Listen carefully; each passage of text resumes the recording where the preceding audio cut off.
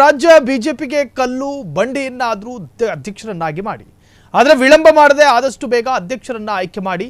ತುಂಬಾ ಖಾರವಾಗಿ ಹೇಳಿಕೆ ಕೊಟ್ಟ ಮಾಜಿ ಸಿಎಂ ಡಿವಿಎಸ್.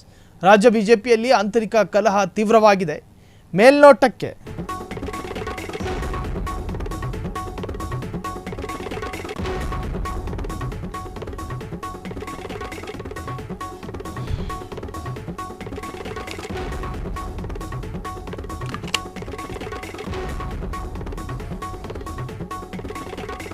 ರಾಜ್ಯ ಬಿಜೆಪಿಯಲ್ಲಿ ಆಂತರಿಕ ಕಲಹ ತೀವ್ರವಾಗಿದೆ. ಮೇಲ್ನೋಟಕ್ಕೆ ಕಾಣುವಷ್ಟು ರಾಜ್ಯ ಬಿಜೆಪಿ ಶಾಂತವಾಗಿಲ್ಲ. ಪಕ್ಷದಲ್ಲಿ ಶುದ್ಧೀಕರಣ ಸಾಕಾಗಲ್ಲ, ಮಾಘ ಸ್ನಾನವೇ ಆಗಬೇಕು. ಕಾರ್ಯಕರ್ತರಲ್ಲಿ ಬೇಸರ ಮೂಡಿದೆ, ಅವರನ್ನ ಹುರಿದುಂಬಿಸಿ. ಮಾಜಿ ಸಿಎಂ ಡಿವಿ ಸದಾನಂದಗೌಡರು ಬೇಸರ ವ್ಯಕ್ತಪಡಿಸಿದ್ದಾರೆ. ರಾಜ್ಯ ಬಿಜೆಪಿಗೆ ಕಲ್ಲು ಬಂಡೆಯನ್ನಾದರೂ ಅಧ್ಯಕ್ಷರನ್ನಾಗಿ ಮಾಡಿ,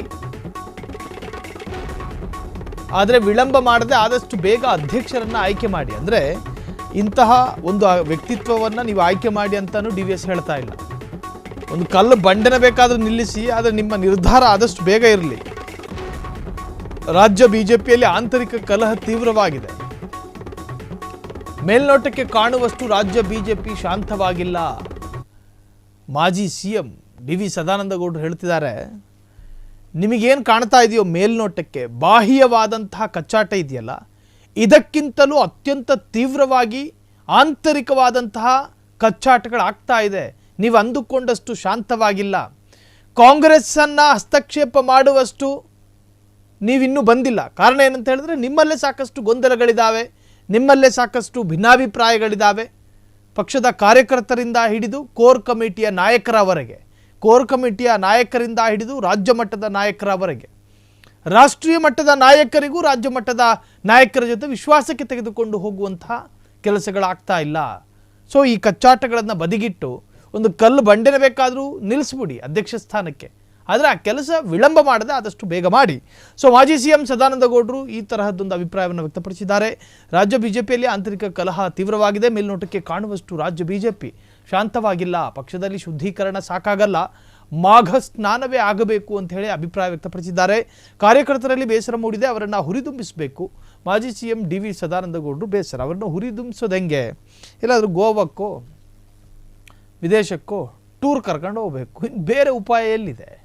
ಒಂದು ಸಭೆಯನ್ನ ಮಾಡಿ ಬೂತ್ ಮಟ್ಟದ ಕಾರ್ಯಕರ್ತರಿಗೆ ಯಾವ ವಿಚಾರಗಳು ಅಸಮಾಧಾನ ತರ್ತಾ ಇದೆ, ಜಾತಿ ಆಧಾರಿತ ರಾಜಕೀಯ ಏನಾದರೂ ಅಸಮಾಧಾನ ತರ್ತಾ ಇದೆಯಾ, ಅಥವಾ ಬಿಜೆಪಿಯ ರಾಜ್ಯ ಮಟ್ಟದ ನಾಯಕರುಗಳ ನಿರ್ಧಾರಗಳ ಅಸಮಾಧಾನ ತರ್ತಾ ಇದೆಯಾ, ಏನಿದೆ ನಮ್ಮ ಸಮಸ್ಯೆ?